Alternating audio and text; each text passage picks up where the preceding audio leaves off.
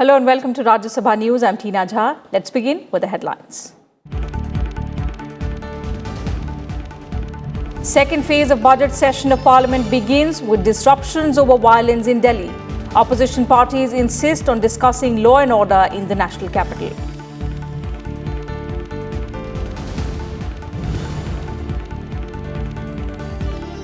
Rajya Sabha takes up Central Sanskrit University Bill 2019 for consideration and passing.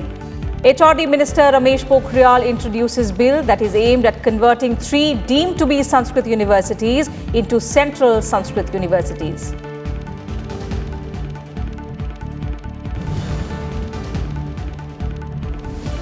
And Rajya Sabha Chairman M. Venkaiah Naidu hopes second phase of the budget session will be more meaningful, gives details of meetings of department-related standing committees. Also urges political parties to ensure presence of their members at these meetings.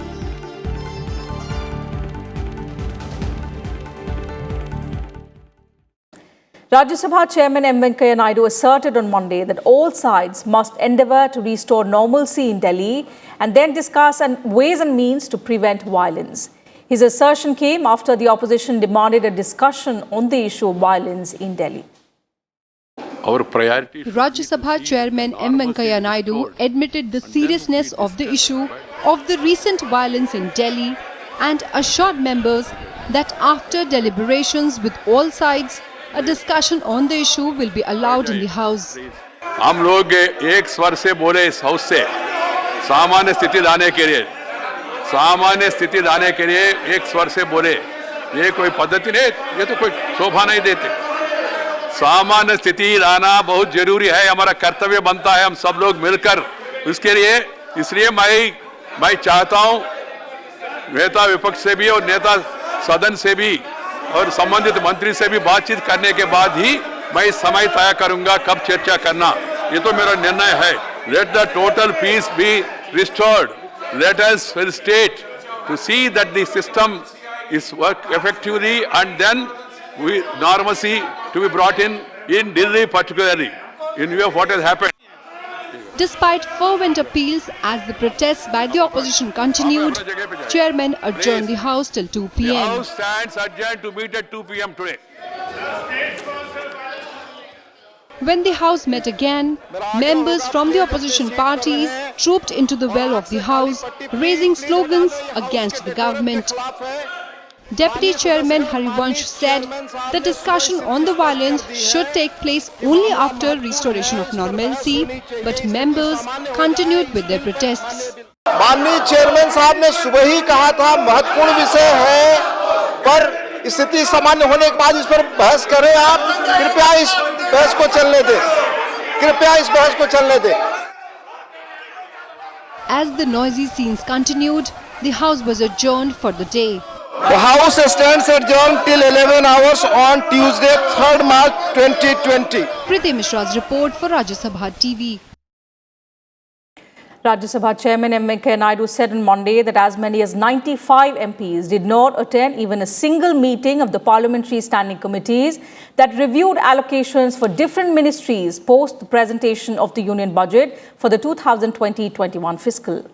The 24 department-related parliamentary standing committees with 244 MPs from both Lok Sabha and Rajya Sabha considered demands for grants of all the ministries during the 3-week recess following the presentation of the union budget. The chairman has now urged leaders of all political parties to ensure qualitative and quantitative functioning of the committees through improved attendance. Here's a report.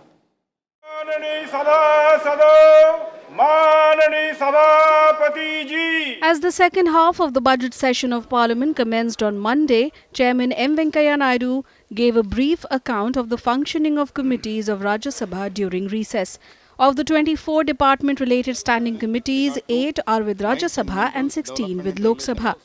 In respect to the demands for grants for 2020-21, the 8 committees of Rajya Sabha have held 20 meetings and discussed the demands of 18 ministries over a total duration of 63 hours.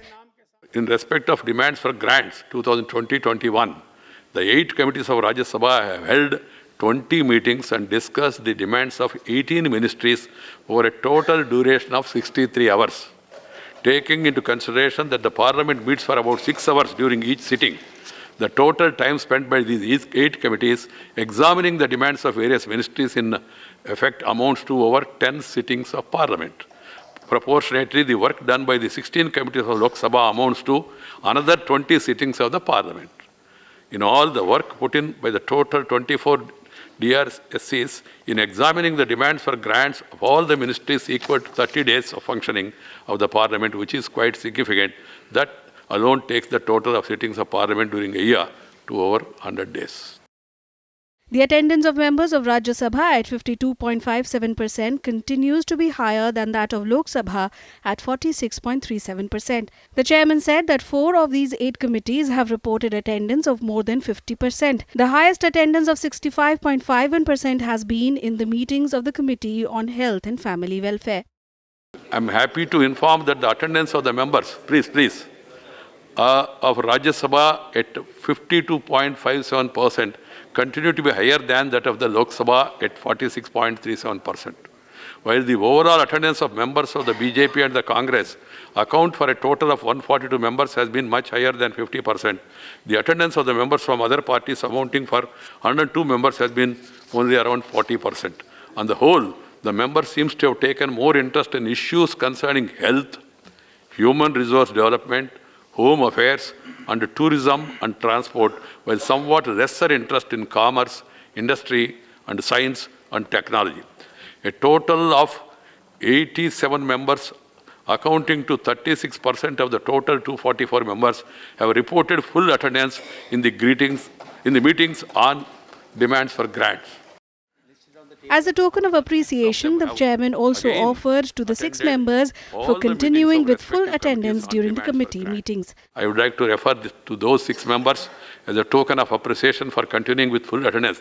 These are Sri Rakesh Sinha, Dr. L. Hanumantaya, Sri Ravi Prakash Verma, Sri Akhilesh Prasad Singh, Sri P. Wilson, and Sri Sasmit Patra. The chairman reiterated his appeal to leaders of all parties to ensure better attendance in the meetings of parliamentary committees. Since the introduction of department-related parliamentary standing committees in 1993, substantial work of the parliament is being transacted by these committees, in which almost all the parties and groups are represented. These committees function in a non-partisan manner and mostly submit unanimous reports on various important issues for further consideration of the parliament and the government, as the case may be. Kriti Mishra's report for Rajya Sabha TV. And the Rajya Sabha on Monday took up the Central Sanskrit University Bill 2019 for consideration and passing amid noisy scenes. As opposition members kept protesting in the House, HRD Minister Ramesh Pokhriyal Nishank introduced the Central Sanskrit University's Bill 2019. The minister spoke about the importance of Sanskrit language and said the bill is intended to convert 3 deemed to be Sanskrit universities into Central Sanskrit Universities. जो ये संस्कृत के 3 विश्वविद्यालय केंद्रीय विश्वविद्यालय बना रहे हैं, इससे हमको देश और दुनिया में उसके फलक को लेकर उसके ज्ञान विज्ञान, उसका योग, आयुर्वेद सहित तमाम उन विधाओं को जिसमें हिंदुस्तान पूरी दुनिया में लीडरशिप लेगा श्रीमान। और इसलिए मैं ये समझता हूँ कि सारी भारतीय भाषाएं हम उनको भी सशक्त करना चाहते हैं। और ये जो संस्कृत में हमको जो संपदा है हमारी, ये तमाम गुलामी के थपेड़ों ने और अंग्रेजों ने जिस तरीके से हमारी उस संपत्ति को, हमारे उस विजन को, हमारे उस विज्ञान को नष्ट करने की कोशिश की है, ये 3 केंद्रीय विश्वविद्यालय फिर प्राचीन भारत जो विश्वगुरु था भारत, वही विश्वगुरु भारत बनाने की श्रृंखला में ये बहुत महत्वपूर्ण योगदान देंगे। BJP MP Satyanarayan Jatia also highlighted the importance of Sanskrit language.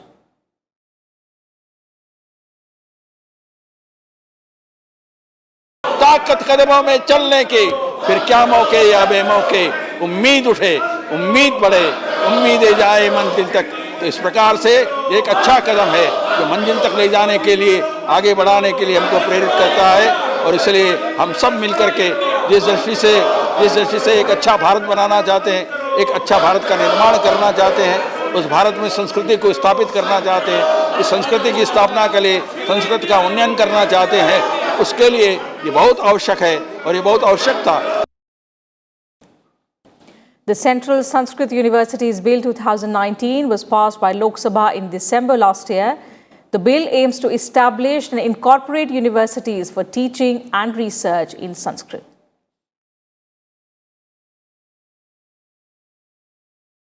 The Upper House joined Chairman M. Venkaiah Naidu in lauding the stunning performance of the Indian team in the Asian Wrestling Championships.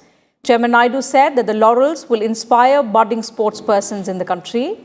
Records were broken in the women's category as the Indian contingent ended the championships with 8 medals, 3 gold, 2 silver and 3 bronze, their biggest medal haul at the event.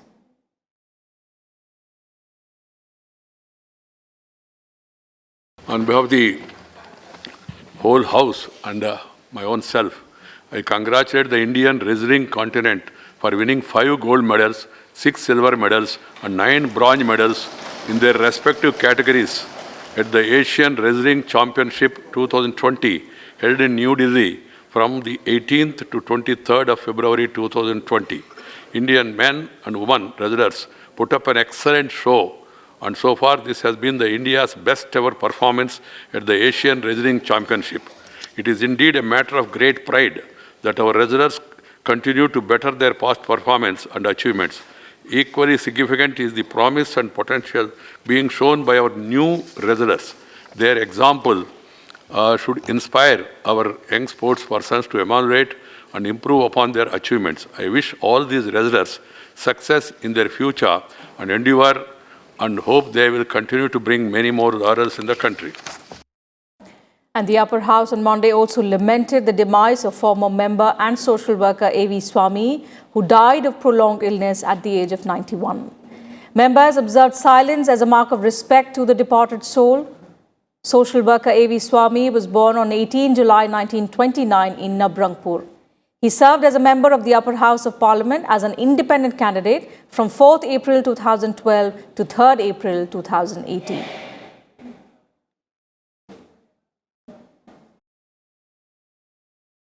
Honorable members, I refer with profound sorrow to the passing away of Sri A.V. Swamy, a former member of this House, on the 31st of December 2019 at the age of 91 years. Born in 1929, Navrangpur district of Odisha, Sri A.V. Swamy represented the state of Odisha in this House from April 2012 to April 2018. Sri Swamy used to make very meaningful and constructive contribution in this House. In the passing away of Sri A.V. Swamy, the country has lost a veteran freedom fighter, an able parliamentarian, and a renewed and dedicated social worker. We deeply mourn the passing away of Sri A.V. Swamy.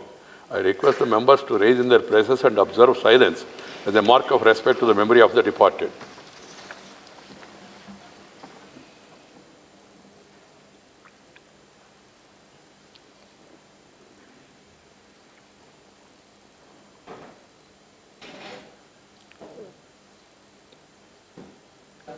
And that's it from us in this bulletin. Thank you for your time. Good night.